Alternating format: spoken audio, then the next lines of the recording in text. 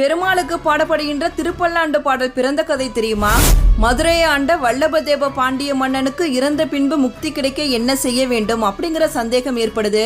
இந்த சந்தேகத்தை தீர்த்து வைக்கிறவங்களுக்கு பொற்கிளி பரிசாக வழங்கப்படும் அப்படின்னு அறிவிக்கிறாரு. ஆண்டாளோட வளர்ப்பு தந்தையான பெரியாழ்வாரோட கனவில் தோன்றிய பெருமாள் மதுரை சென்று மன்னரோட சந்தேகத்தை தீர்த்து வைத்து பொற்கிளியை பரிசாக பெற்றுவா அப்படின்னு சொல்றாரு. அரங்கனோட ஆணையை ஏற்று மதுரை சென்று சமயவாதத்தில் வெற்றி பெற்று மன்னரோட சந்தேகத்தை தீர்த்து வைக்கிறாரு பெரியாழ்வார். பொற்கிளியை பரிசாக பெற்றுவிட்டு மன்னர் கொடுத்த பட்டத்து யானை மீது அமர்ந்து வராரு பெரியாழ்வார். வெற்றி பெற்ற தன்னோட பக்தனுக்கு காட்சி தரணும் அப்படிங்கிறதுக்காக வைகுண்டத்திலிருந்து கருட வாகனத்தில் பெரியாழ்வார் முன்னாடி காட்சி தராரு பெருமாள். நம்மளா இருந்தோம்னா பெருமாள் முன்னாடி வந்தோன்னா அதை கொடு இதை கொடு அப்படின்னு சொல்லிட்டு வேண்டுவோம். ஆனால் பெரியாழ்வாரோ பெருமாளே யாரோடையாவது கண்ணு உங்கள் மேலே பற்றும் அப்படின்னு சொல்லிட்டு கண் திருஷ்டி போக்குறதுக்காக பல்லாண்டு பல்லாண்டு பல்லாயிரத்தாண்டு அப்படிங்கிற திருப்பல்லாண்டை பாடினாரு.